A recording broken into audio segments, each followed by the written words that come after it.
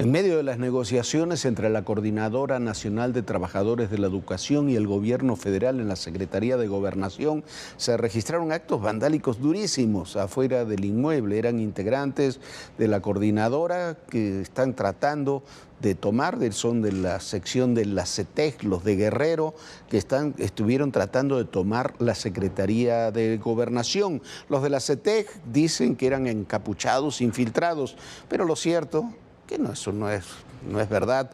En Chilpancingo, al mismo tiempo, también cometieron actos vandálicos en la Auditoría Superior del Estado. Y la realidad es que ya van 21 días de movilizaciones y su plantón en el Zócalo capitalino, el cual afecta a la economía de los comercios, se sigue extendiendo. Como sí permanecen los bloqueos, como permanecen y se generalizan los actos violentos. Parte de lo que están discutiendo ahora es que el gobierno se comprometió a darles 800 millones de pesos a los de la sección 22 de Oaxaca. Y entonces ahora lo que quieren los de Guerrero, los de Michoacán, los de Chiapas, es su lana.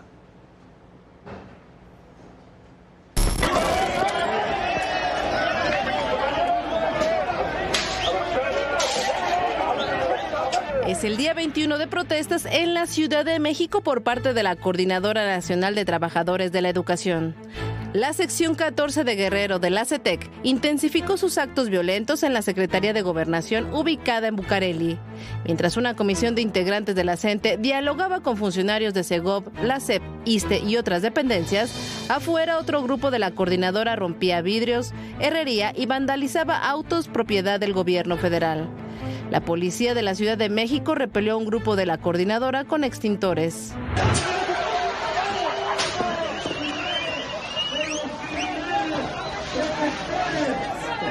Y es que la negociación entre la CENTE y el gobierno federal volvió a fracasar, luego de casi 3 horas de diálogo. La organización magisterial reiteró que mantendrá el plantón en el Zócalo capitalino mientras no se derogue la ley del ISSSTE del 2007, una de sus principales demandas.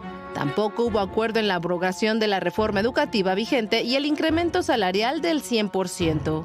Este gobierno nuevamente está en su posición de cerrazón y tendrá que reconsiderar su postura. Tenemos muy claro que no están del lado de los trabajadores, sino del lado de las AFORES. Esta lucha es unitaria y la sección 22 ratifica la unidad con la CENTE.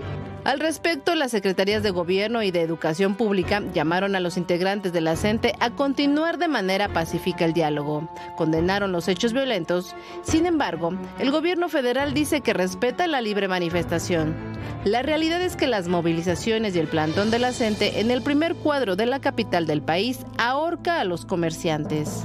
De por sí que hemos sido afectados con el cierre del Metro Zócalo y ahora con estos cierres peatonales pues estamos perjudicados al 100%. Llevamos varias semanas que no nos abren el lado de Seminario para el paso hacia Moneda. Entonces nos afecta muchísimo a los comercios porque no nos entra gente. Ahorita en estas semanas que la CENTE ha mantenido ahí el plantón, ¿en cuánto han bajado tus ventas? Pues podría decirles que bajó el 95%. Las ventas han bajado bastante. Nosotros dependemos de las ventas del día al día. Ellos no entienden esas situaciones. También se nos dificulta también llegar porque hay que estar rodeando. No es como que llega un paso directo, llega uno rodeando, porque por aquí no puede pasar, que por acá tampoco. Hablamos de 30,000 establecimientos donde trabajan más de 170,000 personas. Y los actos violentos no se quedaron en la Ciudad de México este miércoles. La CETEC, la misma que vandalizó Segov, también hizo destrozos en Chilpancingo. Varios integrantes de este grupo derribaron uno de los portones de la Auditoría Superior del Estado.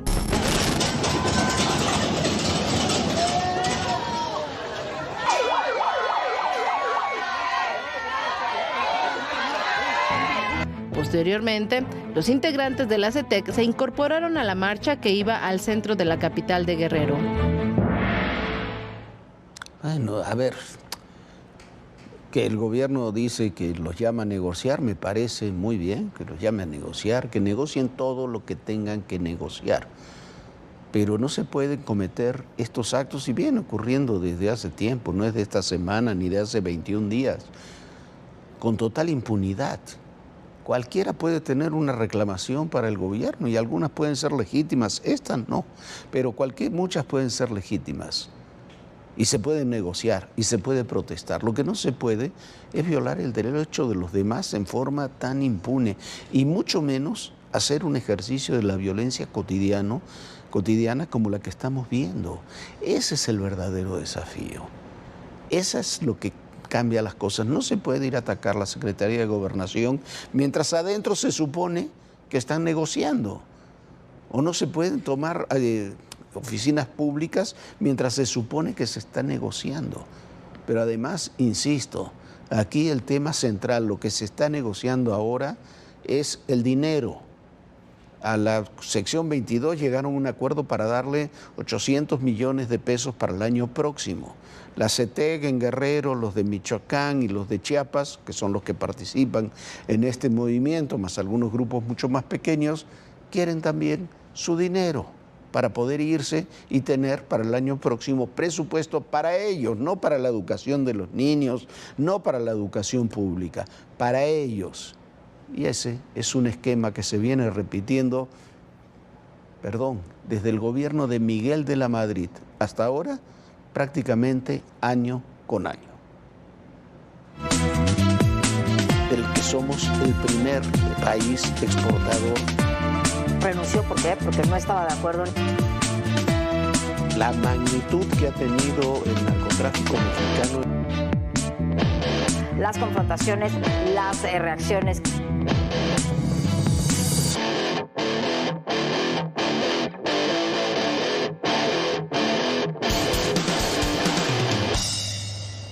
Ayer el Departamento de Estado anunció sanciones a los funcionarios de los países centroamericanos, no especificó cuáles, pero el mensaje está para varios, que hayan participado en la trama de contratación de médicos cubanos con el gobierno de ese país, un negocio que Estados Unidos y muchas organizaciones internacionales califican como un trabajo forzoso, esclavizado, y tienen razón.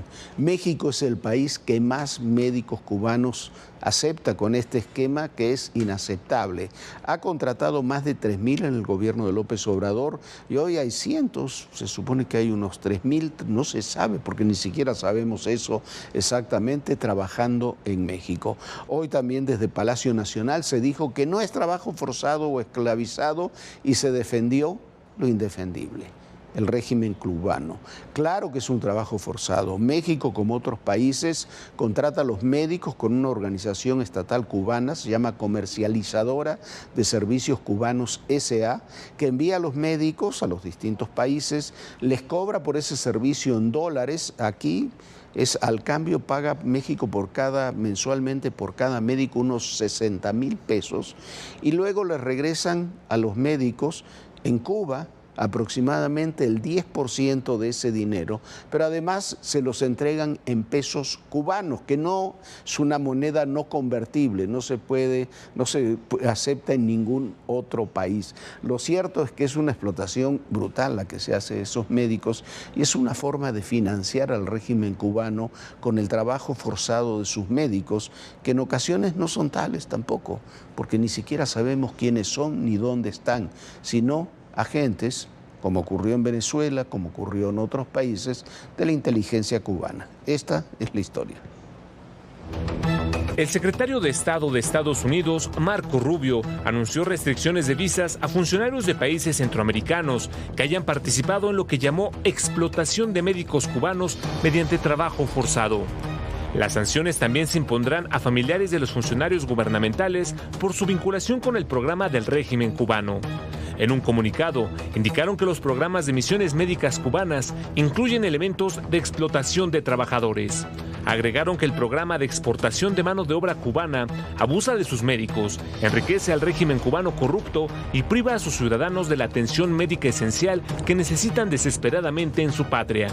Finalmente, indicaron que con las restricciones de visa, Estados Unidos envió un mensaje claro sobre su compromiso con los derechos humanos y el respeto a los derechos laborales en todo el mundo.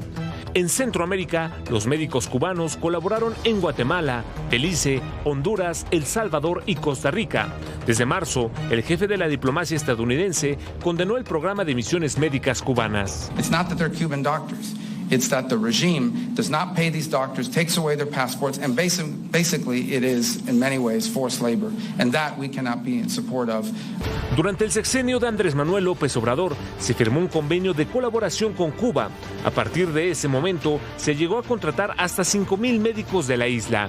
Reportes indican que pagaron hasta $24 millones al gobierno de Miguel Díaz-Canel por ese servicio. Es una vileza el que por cuestiones políticas, ideológicas, por conservadurismo, por una forma retrógrada de pensar, se descalifique, y es porque hay en Cuba médicos muy buenos, especialistas. Para el entonces subsecretario de Salud Hugo López-Gatell, la contratación de doctores cubanos no representaba una amenaza laboral para los médicos mexicanos. Dijo que respondía a la falta de especialistas. Sí, efectivamente, el apoyo con el gobierno de Cuba para tener este personal es principalmente para el personal especializado. Y una cosa importantísima es la voluntad de participar en donde se necesita más, en las zonas marginadas, en las zonas rurales, en las zonas lejanas. En 2022, la organización internacional Prisoners Defenders denunció que entre los médicos cubanos contratados por el gobierno de López Obrador había militantes integrantes de la inteligencia cubana. Este miércoles, el gobierno de México rechazó que los médicos cubanos contratados sufran trabajo forzado, como lo denunció Estados Unidos. De acuerdo con la Embajada de Cuba, unos 3,400 médicos especialistas cubanos trabajan contratados por el gobierno mexicano. Bueno, si no, explíqueme usted, si usted tiene un sueldo y se queda el gobierno que lo envía a otro país con el 90% de ese sueldo y en lugar de dárselo en dólares se lo da en una moneda que no se puede convertir, o sea, no se puede cambiar en ningún otro país. Si eso no es trabajo forzado, es trabajo casi esclavo, que es simplemente para financiar el régimen. En nuestro caso, además, además de esos miles de médicos cubanos, le estamos regalando a Cuba petróleo y combustible. Y además le estamos comprando, por ejemplo, que hizo este señor López-Gatell, que veíamos ahí, que se contradice en una frase 3 veces, le compramos la vacuna Abdalá, que no sirvió para nada. ¿Por qué? Porque era una vacuna que llegó muy tarde. Cuando llegó era para la primera cepa del COVID y cuando llegó ya había otras cepas, entonces no sirve para nada, no está autorizada ni por la OMS, ni por la FDA de Estados Unidos, ni por la Agencia de Salud de Europa. Solamente en 3 países se aplicó esa vacuna, en Cuba, México y en Vietnam. Es un mensaje esto de las visas con los médicos cubanos, es para que se entienda aquí, no hay ningún país que tenga más médicos cubanos contratados con este esquema que en México. Ese es un punto central. Y lo que estamos dañando con este tema, es la relación con nuestros principales socios comerciales, que es Estados Unidos. Yo no digo que se rompan las relaciones con Cuba, ni que se deje de viajar a Cuba, no tiene nada que ver. No le demos un tratamiento de nación privilegiada y de un régimen democrático y humanista, como llegaba a decir López Obrador, y como se dice todavía ahí en Palacio Nacional, a una dictadura que lleva 66 años en el poder. 66 años en el poder. Pero bueno, el presidente Donald Trump, mientras tanto, firmó una nueva proclamación, un decreto, sería para nuestros términos, que prohíbe la entrada a Estados Unidos de ciudadanos de 12 países. Entre estos países están Afganistán, Haití, Irán, Libia, Sudán y Yemen. Además, restringe parcialmente el ingreso de personas de Cuba y de Venezuela, entre otros países. Son 19 países en total. Se busca impedir la entrada de personas, dicen, que representen riesgo de terrorismo o amenazas públicas. Ha sido un tema muy controvertido desde la primera presidencia de Trump, que Trump ahora resucita. ¿Por qué? Porque generaliza con todos los ciudadanos de un país en lugar de investigar caso por caso. En otro tema, aquí regresando a México, quedó definido quiénes integrarán el Tribunal de Disciplina Judicial. Con base en los resultados que dio a conocer el INE, son Celia Maya García, quien se perfila para ser la magistrada presidenta porque es la que tiene el mayor número de votos, Eva Verónica de Guives Zárate, Bernardo Batis.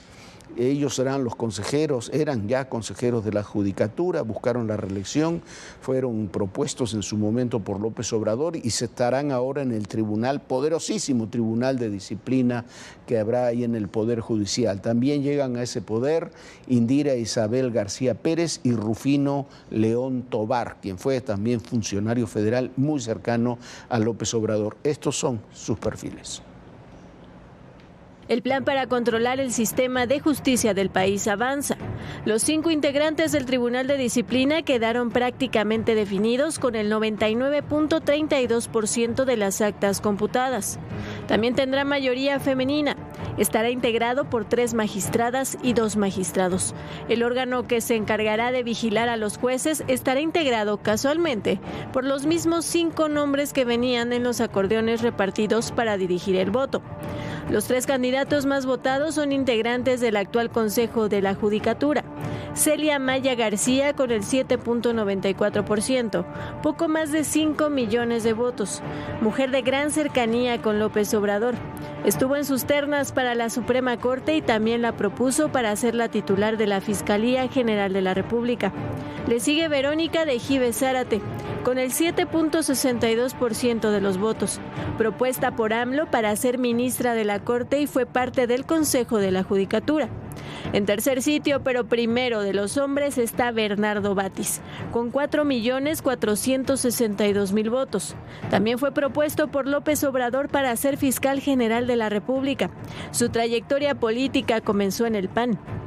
Le sigue la directora del Centro de Investigaciones Jurídicas de la Universidad de Colima, Indira Isabel García, con el 6.54% de los votos. Y el presidente del Tribunal de Conciliación y Arbitraje Federal, Rufino H. León, con el 6.05%, poco más de 3.800.000 votos. Fue designado directamente en su cargo actual por Andrés Manuel López Obrador. Durante su campaña prometió meter a la cárcel a jueces corruptos. Hay que recordar que con la reforma judicial desaparece el Consejo de la Judicatura Federal para dar paso a 2 organismos. El Tribunal de Disciplina, dependencia que será responsable de la vigilancia, investigación y sanción a los impartidores de justicia.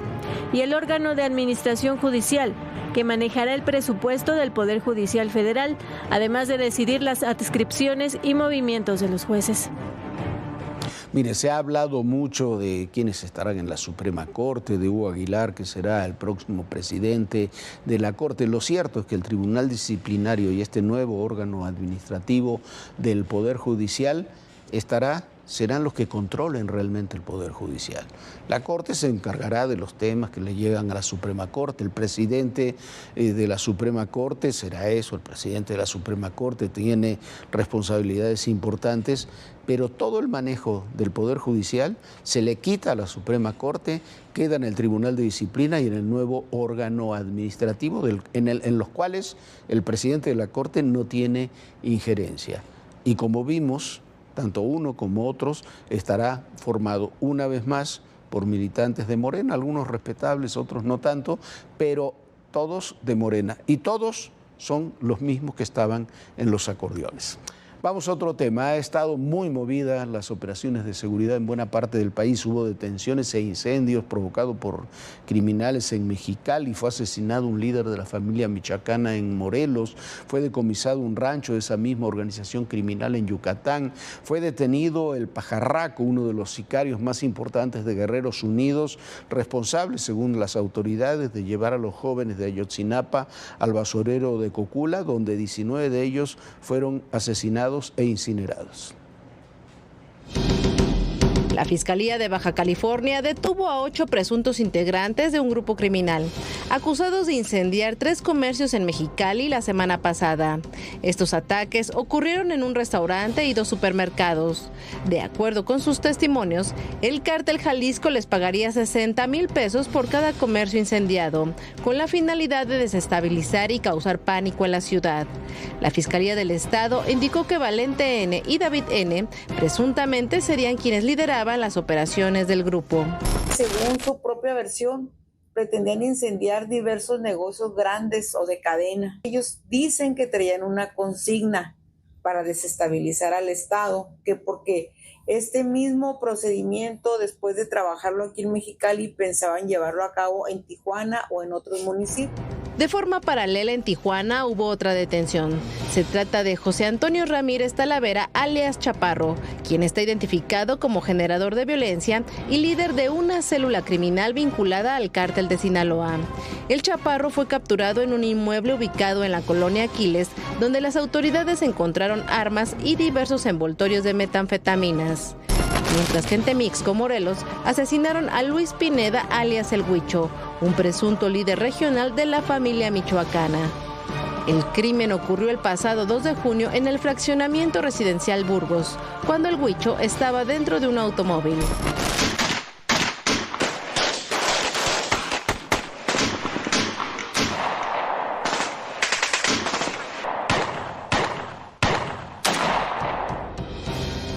Autoridades estatales reconocen que la familia michoacana es uno de los 9 grupos delictivos que operan en Morelos. Otros 3 integrantes de la familia michoacana fueron capturados tras un operativo en el rancho Los Cedros, en Yucatán, donde encontraron armas y drogas. De acuerdo con medios locales, el líder del grupo logró escapar.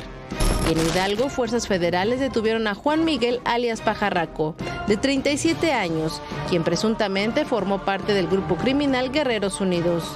Estaría vinculado con la desaparición de los 43 normalistas de Ayotzinapa en septiembre de 2014.